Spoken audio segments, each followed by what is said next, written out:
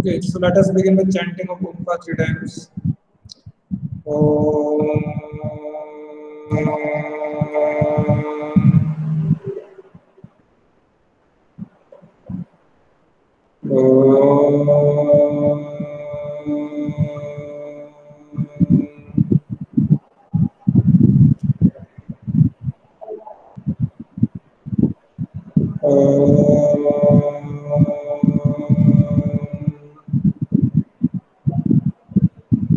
Sairam. So before discussing the topic, today let us discuss something about Gandhi Jayanti. है ना? Gandhi Jayanti, that is the birthday of Mahatma Gandhi, father of nation. अगर आप लोग video खोल सकते हैं तो अच्छा है, तीन ही बच्चे हैं तो. Okay, so this is 151st birthday of Mahatma Gandhi. 151वां जन्मदिन में महात्मा गांधी जी का. Gandhi ji is called as father of nation, राष्ट्रपिता, and he contributed a lot in the independence of the country, freedom struggle of the India, है ना. And Gandhi ji का जो हमारे लिए सबसे अच्छा काम था, जो हम आज के दिन स्कूल में करते थे, वो क्या करते थे पता है क्या बच्चों को? गांधी जयंती पर अगर आप लोग स्कूल आते तो क्या करते हैं? अनुराग, थोड़ा साफ सफाई रखते थे सर, मेंटेन करते थे. हाँ, सफाई करते थे. मतलब वही घर पे भी करना है आपको. अपना जो स्टडी टेबल है, आसपास की जगह है, वहाँ सफाई करना. और भी जो हेल्प कर सकते हैं सफाई करने में घर की, अब that we have to try. आज ही नहीं करना बल्कि हमेशा के लिए रूल बनाओ कि अपना सफाई का काम, कपड़े धोना, अपने सॉक्स धोना, शूज को सही जगह पर रखना, स्कूल बैग को ठीक से तैयार करके रखना. ना that we will do by our own. और भी घर का जो काम है क्लीनलीनेस का, वो कर सकते हैं. ठीक है. तो जैसे स्कूल में बार बार बोलते हैं आपको कि रैपर्स है, वेस्ट है, that should B put in the dustbin, है ना. और डस्टबिन का कचरा प्रॉपर तरीके से. अभी तो मैंने सुना राहुल को शायद ग्रीन उसका मिला है, कुछ मिला है क्या राहुल को सफाई के लिए कुछ? यस सर, नंबर 1 पे आ गया सर. मध्य प्रदेश में सबसे स्वच्छ म्यूनिसिपैलिटीज में, है ना. वैसे डिस्ट्रिक्ट में तो इंदौर आया शायद, तो ये शायद म्यूनिसिपैलिटीज के बेस पे होगा. तो राधौगढ़ फर्स्ट नंबर पे आ गया. ये अच्छा है. तो that is the motivation to us that we should keep cleanliness, है ना. हाइजीन मेंटेन करें, proper cutting of nails, brushing, वो सब जानते हैं आप लोग, है ना. Taking proper bath, that is essential. तो we have to maintain cleanliness. ठीक है. और सफाई के अलावा गांधी जी जो बात करते थे वो अहिंसा की बात करते थे. Very close to Jain religion, है ना. जैन धर्म की बात करता है, अहिंसा की. सबसे ज्यादा फोकस जैन धर्म का अहिंसा के ऊपर है. गांधी जी भी चाहते थे कि अहिंसा हो, तो गांधी का पूरा जो फोकस था वो अहिंसा पर ही बेस्ड था. पूरा स्ट्रगल जो उनका था, स्टाइल वर्किंग था, that was based on ahimsa, है ना. तो that we have to try in our life. ठीक है. गांधी जी भजन गाते थे, बोलते वैष्णव जन तो तूने रे कही तो पीर पर आई जाने रे. जो हम बात करते हैं स्कूल में, मानव सेवा ही माधव सेवा है, कहते हैं ना. बाबा कहते हैं मानव सेवा ही माधव सेवा है. Love all serve all, that is the message of Gandhi also. Gandhi ji भी कहते हैं सबसे प्रेम करो, सबकी सेवा करो. So that is the Gandhi's message and Baba's message is almost same. We have to love everyone irrespective of his religion, caste, color, gender. We don't discriminate on the basis of any of these grounds, you know. And so far as possible, we should do selfless service to the society, to the community, to the people, है ना. नारायण सेवा जो करते हैं आप, नर ही नारायण है. Every human being is a embodiment of God. हर एक के भीतर परमात्मा रहता है, समान के हम लोग सेवा करें. That is the message of Gandhi as well as Baba also. So we are very much aware of all these things. We are practicing this, and in personal life also you should try to follow all these things. Okay. Sai Ram, so let us begin our topic. Though the number is very less, but we will continue with our topic, and we were discussing about adjustment at the time of death of the partner. Okay. So yesterday we have written some of the adjustments. What मैंने क्या लिखा था आपको? How to calculate amount payable to the executors of deceased partner, ये लिखाया था ना। तो हमने बनाया था executors deceased partners capital account बनाया था, and in that we try to write what amounts are to be credited and what amounts are to be debited, यही था ना सबसे पहले। Now let us take that ahead, I will share my screen.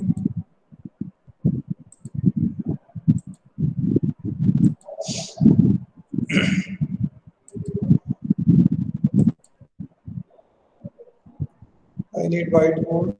Okay. Create new. And I need your text.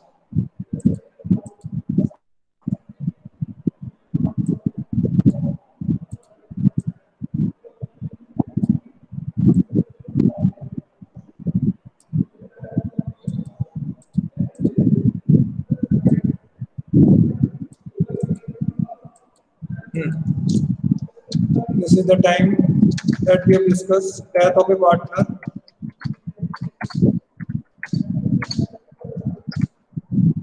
Now we will discuss how to find out the amount that we written yesterday, है ना।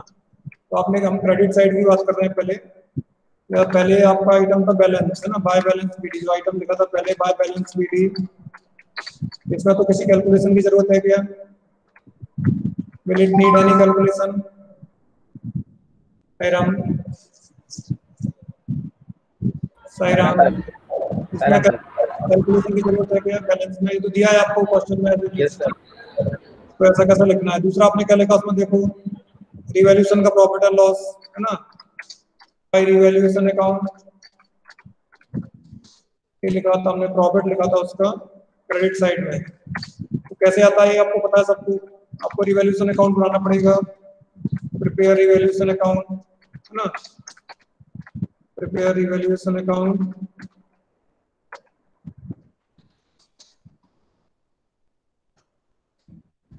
ना।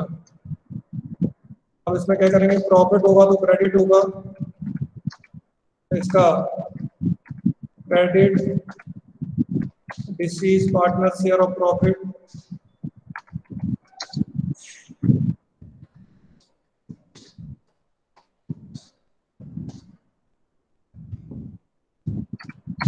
And debit loss.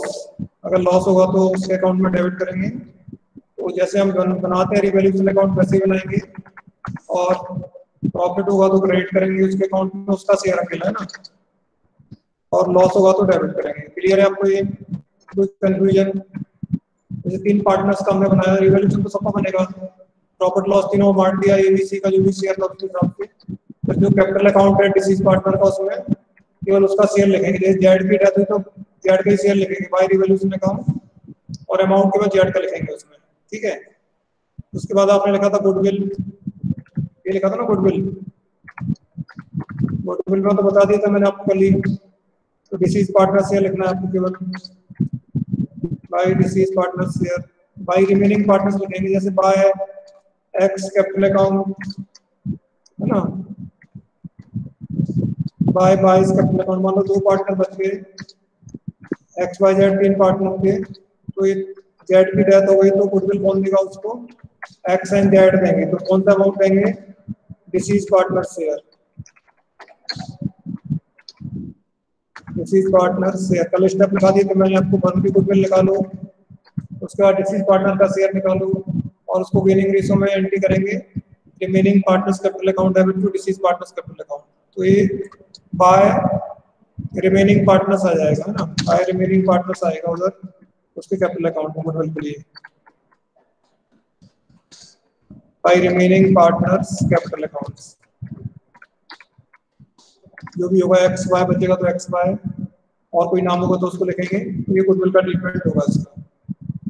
इसके बाद क्या लिखा था हमने? General ledger, है ना। जनरल लेजर कैसे कर निकालेंगे? जनरल लेजर वर्किंग नोट में निकालना है आपको, वर्किंग नोट में करेंगे जनरल लेजर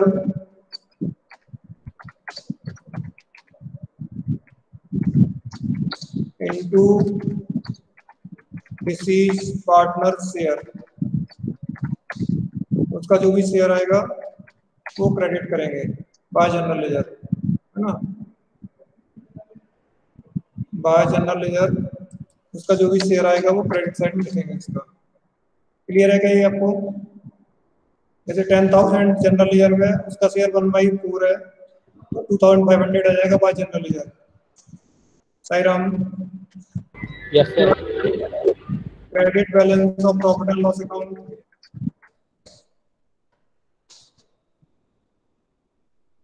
इन प्रोसेस जैसे जनरल लेजर में वही करेंगे, credit balance of profit and loss account में वही करेंगे, क्या करेंगे, by profit and loss account ना, by profit and loss account ये लिखेंगे।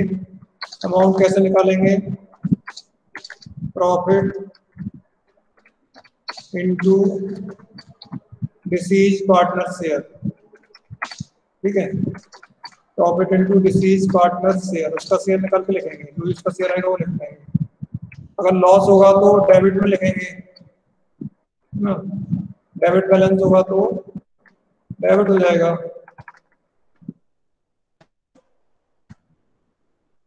Debit balance of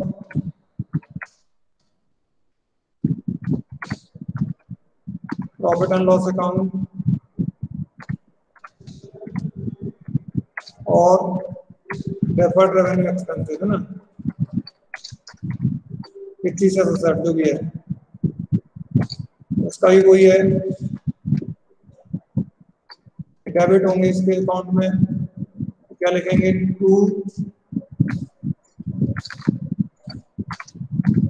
profit and loss account, profit and loss account और टू डेफर्ड रेवेन्यू एक्सपेंस, जो भी नाम दिया हुआ उसका उसके अकाउंट में आ जाएंगे, डेफर्ड रेवेन्यू एक्सपेंस डेबिट हो जाएंगे।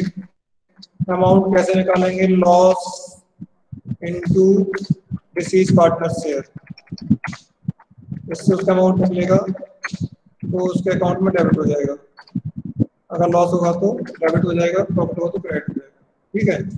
अब आता है आपका वर्कमैन कॉम्पेंसेशन रिजर्व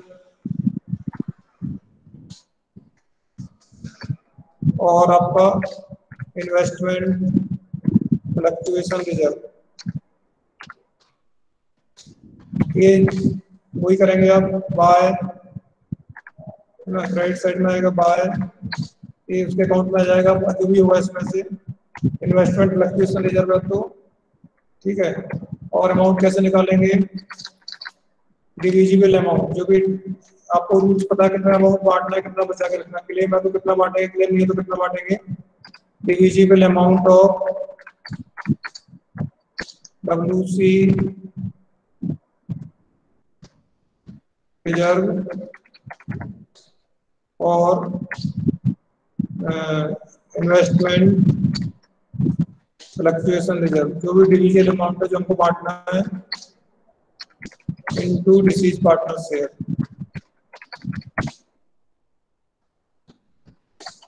सपोज करो 20,000 का general reserve workman compensation reserve दिया है और आपको दिया है कि 4,000 के लिए मैं तो 16,000 को बांटेंगे, तो 16,000 इंटू डिसीज पार्टनर शेयर, जो अमाउंट आएगा वो उसके अकाउंट में क्रेडिट करेंगे। इतना क्लियर है कि आप लोग को?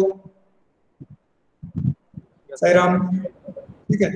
अब एक अमाउंट लिखा था मैंने आपको उसमें, एक था interest on capital, bye interest on capital, ये समझ लो कैसे निकालते हैं, इसको निकालते हैं capital of deceased partner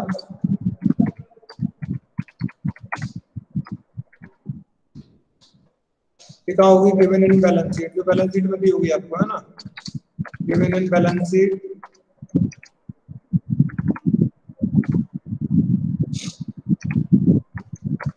into rate of interest upon 100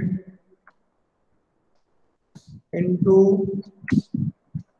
month upon 12, अगर मंथ में निकालना है तो मंथ अपॉन 12 और डेज अपॉन 365, डेज अपॉन 365 है ना, और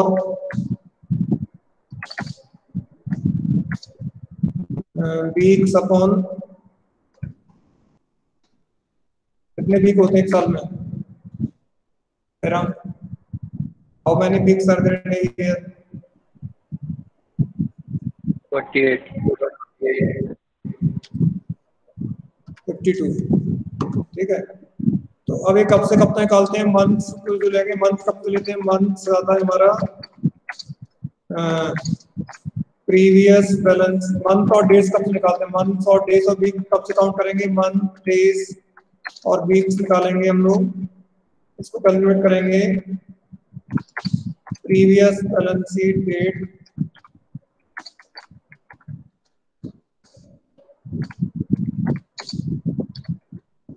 टिल डेट ऑफ डेथ, इसके हिसाब से हम निकालते हैं इसको। ठीक है, जैसे मान लीजिए आपको दिया है बैलेंस शीट ऑफ फर्म दी है,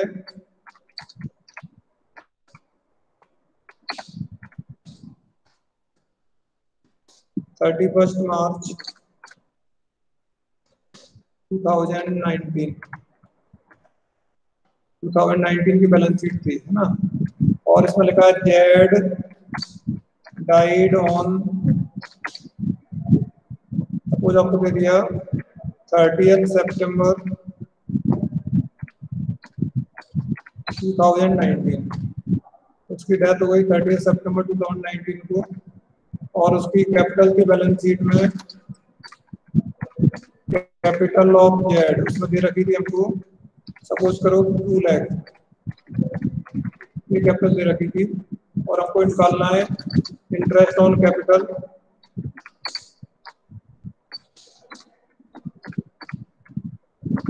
एट 10% पर एनम। ये हमारे पास है इंटरेस्ट का रेट। समझ में आ रहा है आपको? तो क्या करेंगे, देखो 31 मार्च को बैलेंस शीट दी थी, तो मार्च के बाद काउंट करेंगे। मार्च तो खत्म हो गया, तो डेथ का वही 30 सितंबर, तो अप्रैल, मई, जून, जुलाई, अगस्त, सितंबर, 6 मंथ काउंट करा हमने। तो फॉर्मूला आपने लिखा है ऊपर, है ना, amount of capital 2 lakh into rate upon 100, rate at 10%, तो 10 upon 100 into month upon 12, तो 6 मंथ हो गए 6 upon 12।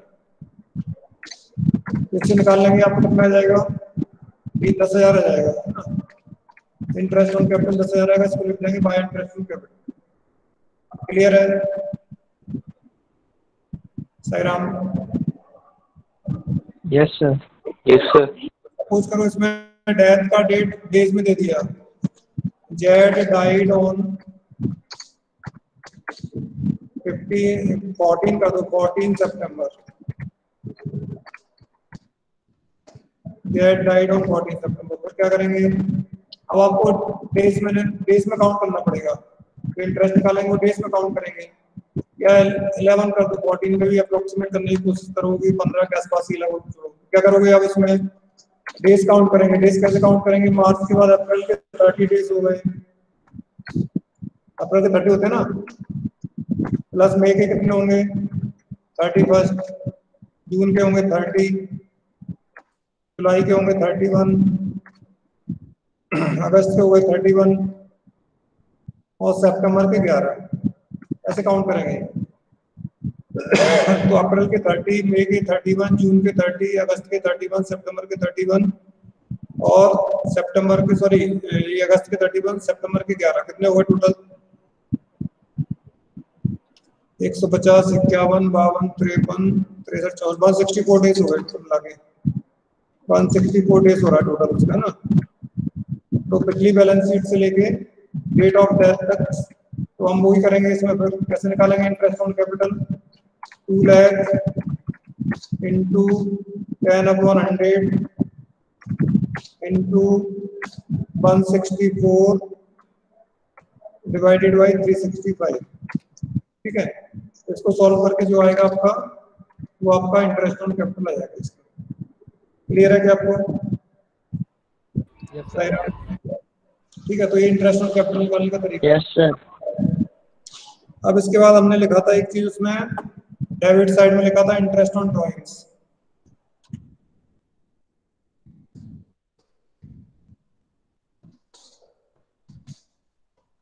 इंटरेस्ट ऑन ड्रॉइंग्स कैसे निकालेंगे?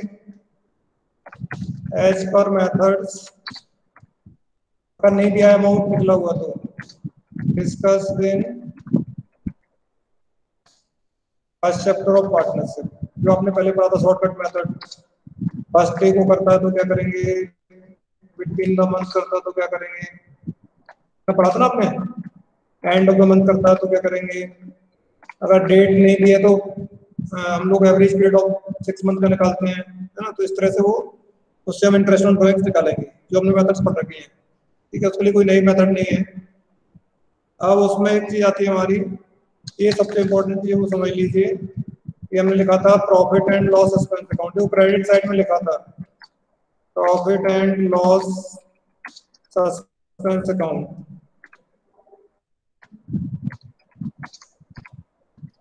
Profit and loss expense account, ठीक है। ये क्या होता बताया था, क्या बताया था आपको मैंने कल, profit and loss expense account क्या होता है, share of profit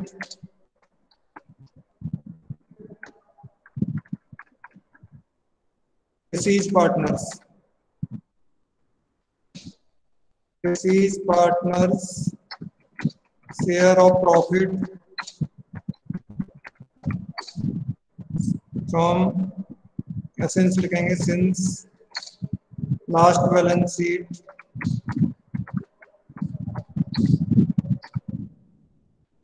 till date of death, यानी इसको डायरेक्टली बोले तो क्या बोल सकते हैं, deceased partners share of profit for current year. Current year means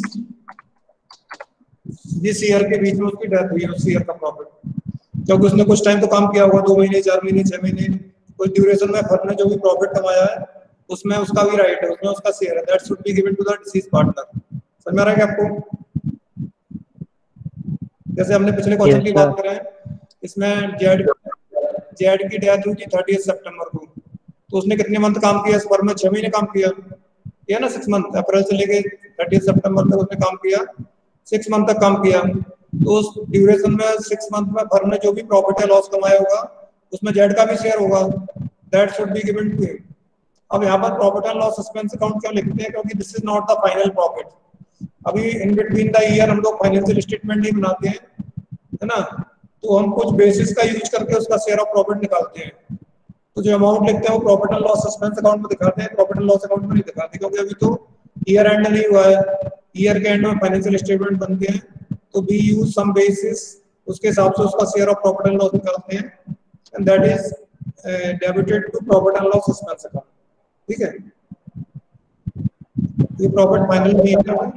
हाँ जी सर, इसमें से वो भी दिखाते हैं, बिफोर और आफ्टर दिखाते हैं सर। आवाज नहीं आ रही तुम्हारी, क्या पूछ रहे हो, बोलो क्लियर से बोलो दोबारा से। सर इसमें सर बिफोर और आफ्टर वाला भी दिखाते हैं ना? कौन सा before after? Sir before the profit और before the after the profit वाला। समझ में नहीं आ रहा विकास भाई, क्या बोल रहे हो? सर बिफोर द प्रॉफिट और आफ्टर द प्रॉफिट कैपिटल दिखाते हैं इसमें। वही सर पूछ रहा था। नहीं मैं तो नहीं देखा ऐसा कुछ, अभी होगा तो देखेंगे, आपको क्वेश्चन सॉल्व करोगे तो, ठीक है। अभी तो ये समझ लो पहले, ठीक है। क्या बताया आपको मैंने, deceased partner share of profit since last balance sheet till the date of death. तो क्या करते हैं इसमें, मैंने क्या बताया, because we can not prepare financial statements in between the year, और जब तक फाइनेंशियल स्टेटमेंट नहीं बनाएंगे तब तक कैसे मालूम चलेगा कि उसको कितना प्रॉफिट हुआ, उसका शेयर कितना है। तो हम कुछ बेसिस का यूज करते हैं, पिछले साल के प्रॉफिट के बेस पे या सेल्स के बेस पे, है ना। 2 बेसिस हमारे पास होते हैं, on the basis of time period, उसको बोलते हैं टाइम, और on the basis of sales turnover. Time basis और टर्नओवर बेसिस। टाइम मतलब होता है पिछले साल में जितना प्रॉफिट कमाया, मान लेते हैं कि लगभग उतना ही प्रॉफिट इस साल में होगा, या एवरेज प्रॉफिट हो सकता है, उसमें 2 हो सकते हैं, लास्ट ईयर प्रॉफिट हो सकता है या एवरेज प्रॉफिट हो सकता है। उसके बेस पे हम उसका शेयर ऑफ प्रॉफिट निकालते हैं, that is credited to profit and loss expense account, है ना, उसके अकाउंट में जमा कर देते हैं, उसको दे देते हैं, इससे उसका अकाउंट क्लियर हो जाए, वो लास्ट ईयर एंड तक उसको वेट नहीं करना पड़ेगा।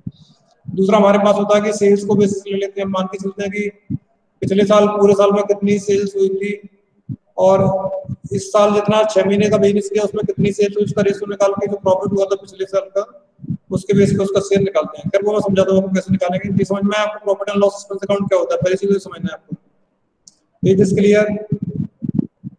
Yes sir. What is the profit and loss account, क्या वो समझ में आ गया क्या आपको? क्या बताया, जिस पार्टनर की डेथ हुई है उसका करंट ईयर का जो भी प्रॉफिट एंड लॉस हो उसमें उसका हिस्सा निकालना है, that is credit to profit and loss account. अब निकालते कैसे हैं, उसके दो तरीके हमारे पास। पहला तो आपको है on the basis of time, है ना, टाइम बेसिस।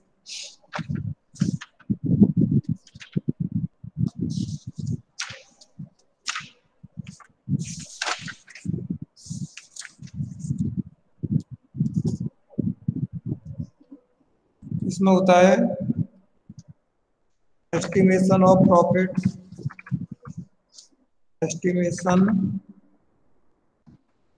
ऑब्लिक कैलकुलेशन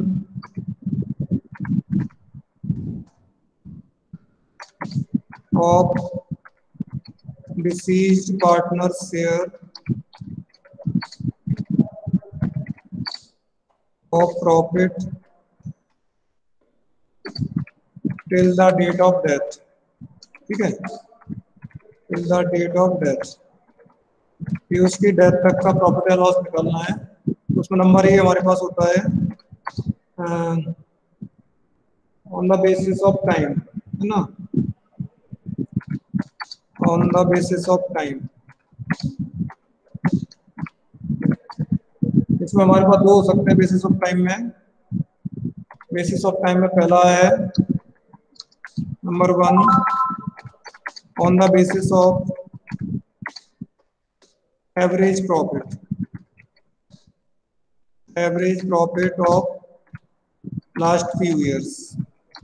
ठीक है, average profit of last few years, इसके बेस पर निकालते हैं। पहला बेसिस हमारे पास है on the basis of average profit of last few years. तो क्या करना पड़ेगा आपको, सबसे पहले तो निकालना पड़ेगा फाइंड आउट एवरेज प्रॉफिट। ये तो सबको निकालना आता है अभी, फिर हम all of you can calculate average profit. Goodwill में निकाला ना एवरेज प्रॉफिट मेथड में, सुपर प्रॉफिट मेथड में। हाँ भाई बोलो, एवरेज प्रॉफिट निकालना सबको आता है कि नहीं आता? हाँ,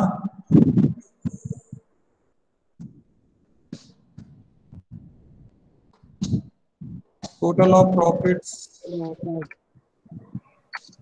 minus losses if any upon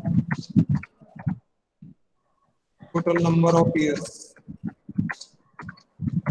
इससे आपने निकाला था, ये मैं दोबारा लिख दिया आपको ना। तो हमने एवरेज प्रॉफिट निकाला, फिर निकालेंगे deceased partner share is equal to average profit into deceased partner share into number month upon 12, है ना, इनटू मंथ अपॉन 12, जो आपने अभी लिखा था मंथ अपॉन 12, और क्या लिखा था आपको, मंथ अपॉन 12 और डेज अपॉन 365। अगर डेज में निकालेंगे तो डेज अपॉन 365 और वीक्स अपॉन 52। इससे आपको निकल जाएगा कि उसको कितना शेयर ऑफ प्रॉफिट आएगा, है ना। क्योंकि मान के चलते कि लास्ट ईयर्स में जैसा होता है ऐसा ही ऑलमोस्ट प्रॉफिट इस साल होगा, तो एवरेज प्रॉफिट निकाल लेते हैं, तो उसके बेस पे उसका शेयर निकाल कर उसको दे देते हैं। क्लियर है क्या आपको ये? फिर हम on the basis of time में दूसरा है on the basis of previous year's profit, on the basis of previous year's profit।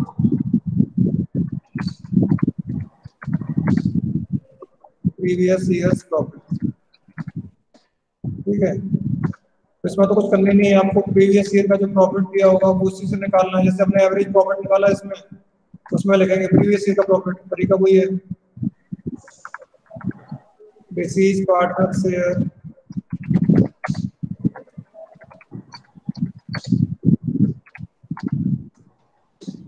is equal to previous year's profit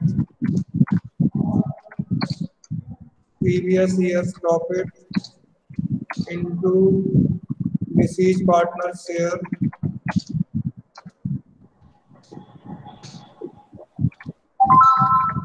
into वही month upon 12 और क्या था आपका जो तीनों लिखना है वही days upon 365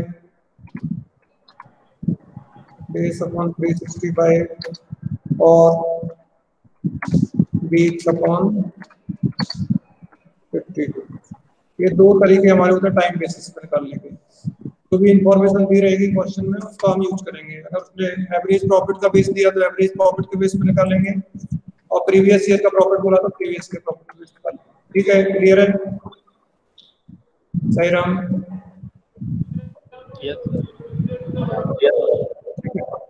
दूसरा होता है नंबर बी,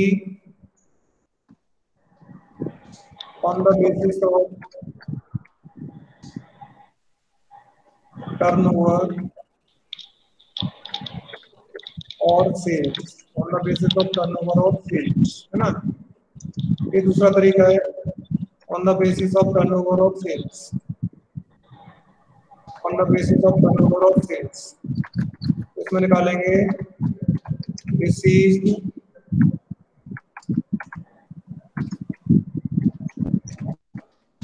पार्टनर्स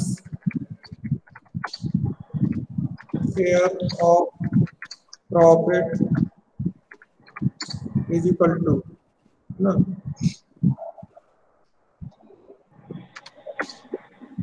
इसमें होता है sales during the current year till the date of death.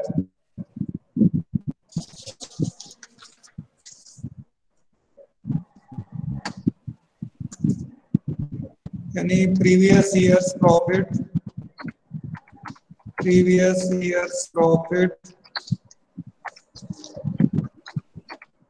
Upon previous year sales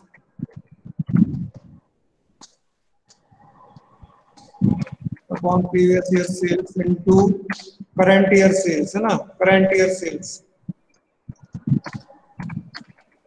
current year sales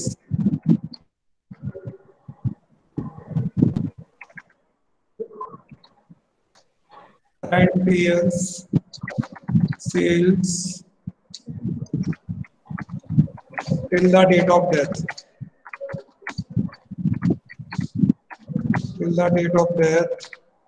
ठीक है, इनटू, इसका समझ लेना आप, मेरे पास जगह नहीं है इसलिए ऐसे लिख रहा हूँ, इनटू डिसीज पार्टनर शेयर,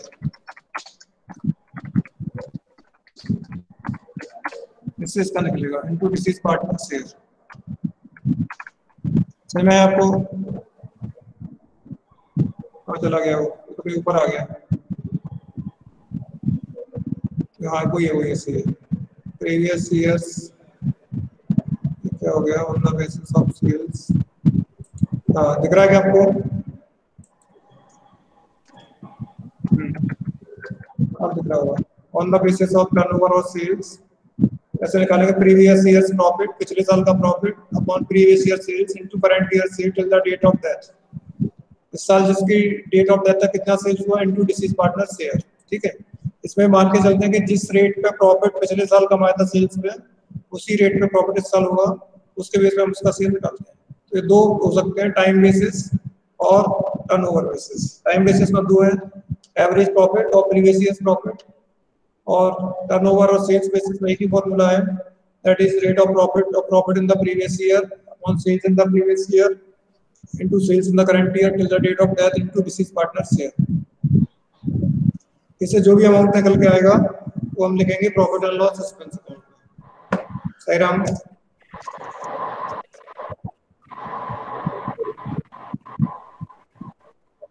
हाँ जी,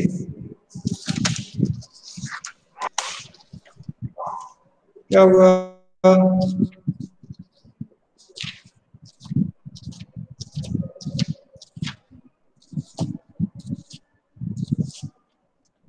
हाँ जी, क्या हुआ? समझ नहीं आ रहा क्या? देखता हूँ मैं इसको स्टॉप करता हूँ, देखता हूँ कितने लोग हैं अभी इधर, कोई है भी कि नहीं। Sai Ram, so 8 persons are there only. Vikas Kumar Meena, Priyanshu Verma, Anjali Mishra, Anurag Jain, Deepanshi, Kartik, Neeraj, Priyanshu, Sandhya and Vikas. Vishwas भी ऐसा है ना, Vishwas is also there. They are the people, ठीक है। शरद भी है क्या? चलो, क्या हो डाउट गया? है। संध्या राज, ठीक है। So that is the calculation working notes at the time of death of the partner. अब मैंने आपको बताया था कल, अभी उसका कैपिटल अकाउंट हटा दिया है, preparation of disease partners capital account नहीं पूछेगा, लेकिन हमको बनाना आना चाहिए क्योंकि ये सारी कैलकुलेशन पूछ सकता है वो कि till the date of death का प्रॉफिट कैसे निकालेंगे, इंटरेस्ट ऑन कैपिटल निकालिए उसके ऊपर, तो हमको ये सारा बनाना आना पड़ेगा। लोन अकाउंट नहीं बनाएंगे, एग्जीक्यूटिव लोन अकाउंट हम नहीं बनाएंगे क्योंकि वो सिलेबस से हटा दिया है। तो कल हम ये प्रैक्टिस करेंगे पूरी। नेक्स्ट क्लास कब है मेरी? कल क्लास है ना आपकी, तो कल हम इसकी प्रैक्टिस करेंगे। रेशो कैसे निकालेंगे वो ये सेम जैसे रिटायरमेंट में किया, गुडविल का ट्रीटमेंट, और फिर ये सारे वर्किंग नोट्स उसका अमाउंट कैसे निकालते हैं, दैट वी विल प्रैक्टिस, ठीक है। तो सैटरडे एंड मंडे। हाँ जी, सर एक डाउट है बोलो कि प्रियांशु। क्योंकि हम सर जो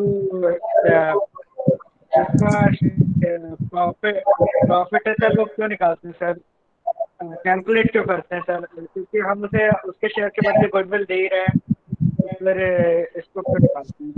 नहीं नहीं नहीं, गुडविल तो उसका जो रेपुटेशन में उसका हिस्सा वो है ना, वो तो उसका शेयर ऑफ प्रॉफिट जो दूसरे पार्टनर्स को मिलेगा उसके लिए दे रहा है ना। उसका पार्टनर कोई शेयर लेगा ना, बाकी बचा हुआ पार्टनर उसका शेयर लेंगे, उसके बदले दे रहे हैं।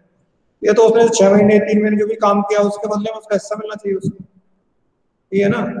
उसने फर्म में तो काम किया ना करंट ईयर में, तो करंट ईयर में काम किया तो उसका, जैसे किसी एम्प्लॉय ने किसी कंपनी में 3 महीने काम किया, 3 महीने के बाद उसकी डेथ हो गई, या एक महीने का सैलरी मिलने के बाद अगले अगले महीने 15 दिन काम किया, 15 दिन काम करने के बाद उसकी डेथ हो गई, तो क्या कंपनी 15 दिन की सैलरी नहीं देगी उसको, उसकी फैमिली को? किसी एम्प्लॉय को एक तारीख को पिछली 31st को सैलरी मिली थी या 30th को सैलरी दी हुई थी उसकी, उसका नेक्स्ट मंथ में तो 20 डेज 25 डेज काम कर लिया, अगला महीना पूरा होने से पहले उसकी डेथ हो गई, तो क्या उसको सैलरी नहीं देंगे उतने दिन की? सहीराम, प्रियांशु, तो सेम थिंग है यार, उसने जितने दिन काम किया उतने दिन का प्रॉफिट का उसका हिस्सा जो भी है उसको मिल जाएगा ना। That is to make justice with the deceased partner, ठीक है। सर पर इसके लिए हम सर फाइनेंशियल स्टेटमेंट्स नहीं बनाते क्या? फाइनेंशियल स्टेटमेंट ये पुराने जमाने का कंसेप्ट है, अभी तो क्या हो गया कंप्यूटराइज सिस्टम में, आप जिस दिन चाहो उस दिन बना लो, समझ में आ रहा है? कंप्यूटराइज में तो डाटा आपके पास है, डाटा क्या बोलते हैं उसको, क्या पढ़ा था हमने वो, डाटाबेस। डाटाबेस है तो किसी वक्त आप निकाल सकते हैं, लेकिन ये निकालते नहीं है प्रॉफिट लॉस, क्योंकि बहुत सारी चीजें होती हैं जो उस समय एग्जैक्टली कैलकुलेट नहीं हो पाती हैं, तो ये प्रीवियस ईयर का बेस लेके या सेल्स का बेस लेके हम प्रॉफिट एंड लॉस का शेयर निकालते हैं, अप्रोक्सीमेट होता है लगभग, that we calculate and give it to you. ऐसा भी हो सकता है अगले 6 महीने सेल्स हुई ना, अगले 6 महीने प्रॉफिट या लॉस हुआ, दैट इज ऑल पॉसिबल, लेकिन उसने जब तक काम किया तब तक तो कंपनी का जो स्टेटस था उसके हिसाब से हम उसको देते हैं, ठीक है। Okay sir. अब इसमें एक और होता था पहले, जॉइंट लाइफ पॉलिसी और इंश्योरेंस पॉलिसी, वो हटा दिया, treatment of joint life policy हटा दिया, सिलेबस से हटा दिया। आपकी बुक में देखना किसी क्वेश्चन में है क्या, डेथ वाले क्वेश्चन में होगा तो जॉइंट लाइफ पॉलिसी है ना, वो हम बात करेंगे नेक्स्ट क्लास में। तो कल क्लास है, कल पढ़ लेंगे इसको, और फिर मंडे को मेरी क्लास होती नहीं है तो ट्यूसडे को क्लास है, ठीक है। तो हम लोग कोशिश करेंगे कि ट्यूसडे वाली क्लास में खत्म कर दें और डिसोल्यूशन ऑफ फर्म चालू करेंगे फिर, ठीक है।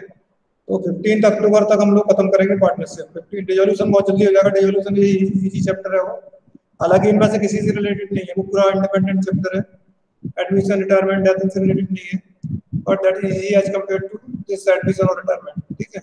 तो वो 15 अक्टूबर तक हम लोग कोशिश करेंगे कि हमारे पार्टनरशिप खत्म हो जाए और हम लोग कंपनी अकाउंट चालू कर पाए। 15 October is also the date given by the government for reopening of the schools. तब तक गवर्नमेंट की गाइडलाइन दी जाएगी, तो कैसे गवर्नमेंट अलाउ करती है that we will see and we will prepare accordingly, है ना. So that is the date. By that date we will, हमको दो काम करना है उस समय तक 15 अक्टूबर तक. एक तो ये फर्स्ट पार्ट ऑफ BS खत्म करना है और ये पार्टनरशिप खत्म करना है इसका. ठीक है, that two targets are there. हो जाएगा. क्योंकि इसमें कंट्रोलिंग में तो जरा सा चैप्टर है, 2-3 टॉपिक ही बचे, सबको हटा दिया उसमें से. डायरेक्टिंग वाली चैप्टर बचा है मेन तो. So that we will try to do. ठीक है. साई राम. शांति पाठ. Let us have Shanti Path, then we will leave. ओम शांति शांति शांति. साई राम.